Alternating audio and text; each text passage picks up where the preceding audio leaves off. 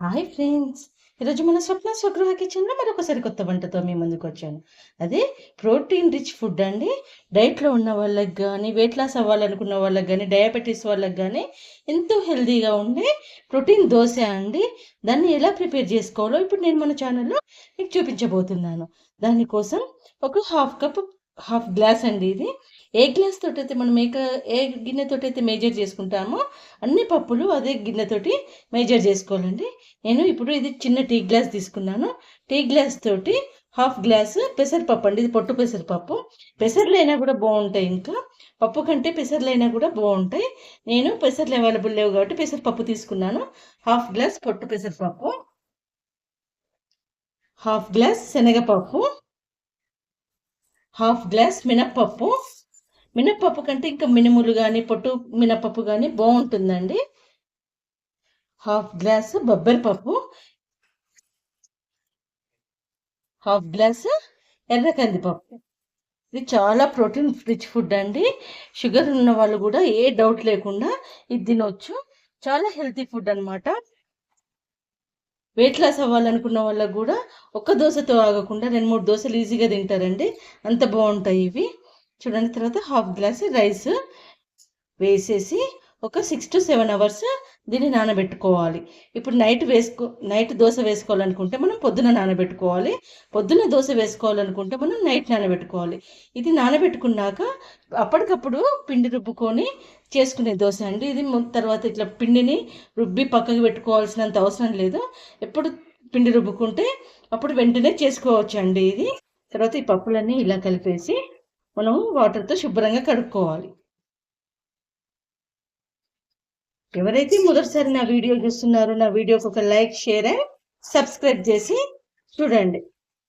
ఇవి ఒక 3, 4 సార్లు మంచిగా శుభ్రంగా ఇవి కడిగి నానబెట్టుకోవాలి పప్పులన్నిటిని. చూడండి, ఇందులో మనము పెసరపప్పు, మినప్పప్పు, శనగపప్పు, ఎర్రకందిపప్పు, బొబ్బరిపప్పు అన్నీ వేసాం కాబట్టి చాలా పోషక విలువలు కలిగినటువంటి పిండి అండి ఇది. చూడండి, ఒక 4, 5 టైమ్స్ కడిగి ఇందులో వాటర్ వేసి పెట్టుకోవాలి. ఇది చాలా హెల్దీ ఫుడ్ అండి. ఇటువంటి ట్రై చేయడం వలన పిల్లలకి మనము మంచి ఫుడ్ని అందించిన వాళ్ళం అవుతాము. పిల్లలు బయట చాక్లెట్స్ అటువంటివి తినడానికి ఇష్టపడతారు, కానీ ఇటువంటి ఫుడ్ తినడానికి ఇష్టపడరు. కాబట్టి మనం చిన్నప్పటి నుంచే వాళ్ళకి అలవాటు చేయాలి. చూడండి, ఇలా పెట్టేసి దీన్ని ఇప్పుడు నానబెట్టేసేసి మూత పెట్టేసుకుందాం. నైట్ నానబెట్టుకున్న పప్పులన్నీ ఉన్నాయి కదండి. చూడండి, పొద్దున అయ్యే వరకు ఎంత చక్కగా నానిపోయినాయో.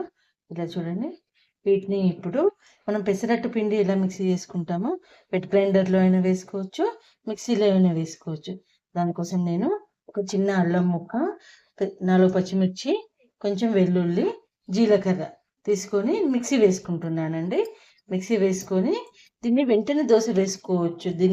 పిండిని పక్కకు పెట్టుకోవాల్సిన అవసరం ఏం లేదు. మిక్సీ పట్టుకున్న వెంటనే దోశ అనేది వేసేసుకోవచ్చు. సో ఇప్పుడు ఇందులోనే ఉప్పు కూడా వేసేసుకొని మిక్సీ పట్టేసుకుందాం.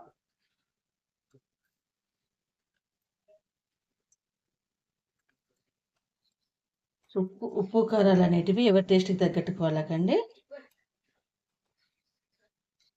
జీలకర్ర, అల్లం, వెల్లుల్లి వేయటం వలన డైజెషన్కి, గ్యాస్ట్రిక్ ప్రాబ్లంకి మంచిది కాబట్టి ఇవన్నీ వేస్తున్నాం. చూడండి, పిండి అంతా ఇలా మెత్తగా రుబ్బుకోవాలి. ఇలా దోశ పిండిలాగా మెత్తగా రుబ్బుకొని మనం గిన్నెలోకి డిష్ అవుట్ చేసుకోవాలి. దీన్ని ప్రిజర్వ్ పెట్టనవసరం లేదండి, వెంటనే చేసేసుకోవాలి.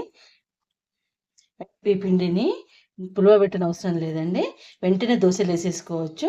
ఇందులోనే ఉప్పు కూడా వేసేసినాం కాబట్టి ఇప్పుడు దీంట్లో ఏమీ వేయనవసరం లేదు. ఏది జీలకర్ర ఇటువంటివి వేస్తే పిల్లలు ఇష్టపడరు, బయట కనిపిస్తాయి అని చెప్పేసి మిక్సీ రుబ్బేటప్పుడే ఇందులో నేను అన్నీ వేసేసాను. ఎవ్వి కూడా మనకు బయటకు కనిపించవు, చూస్తే నార్మల్ దోశ లాగానే ఉంటుంది. కాబట్టి పిల్లలకు హై ప్రోటీన్ దోశను మనము హెల్దీ వేలో ఇంట్లో చేసి పెట్టేస్తే ఎటువంటి హెల్త్ ప్రాబ్లం లేకుండా ఉంటుంది. దోశ పిండి రుబ్బు పెట్టుకున్నాం కదా. ఇలా చూడండి, దోశ పిండి మనం రుబ్బి పెట్టుకున్నాం కదా. ఇలా మల్టీగ్రెయిన్ దోశ పిండి. ఇప్పుడు దోశ ఎలా వేసుకోవాలో నేను చూపిస్తాను. ఏం లేదండి, నార్మల్ దోశ లాగానే, కానీ కొంచెం పలుచగా వేసుకోవాలి. చాలా చక్కగా క్రిస్పీగా వస్తుంది. ముందు పెంక వేడి బాగా కానివ్వాలండి. తర్వాత కొంచెం ఆయిల్ రాసుకోవాలి.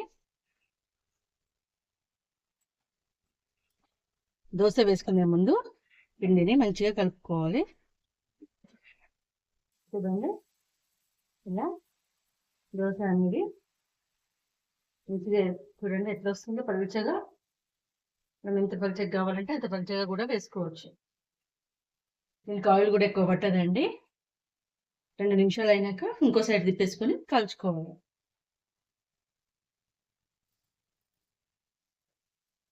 చూడండి, మధ్యలో అనేది చక్కగా వేగింది కదా. ఇప్పుడు ఇంకో సైడ్ పెట్టుకోవడం. చూడండి ఎంత పర్ఫెక్ట్గా వచ్చిందో. ఇలా మీరు కూడా చేసుకొని మీ ఇంట్లో మీకు ఎలా వచ్చిందో నాకు కామెంట్ బాక్స్లో కామెంట్ పెట్టండి. నా వంటలు నచ్చితే నా ఛానల్కి లైక్, షేర్ అండ్ సబ్స్క్రైబ్ చేయండి. స్వప్న స్వగృహ కిచెన్. Thank you. చూడండి 2 పక్కల కరెక్ట్గా వేగింది.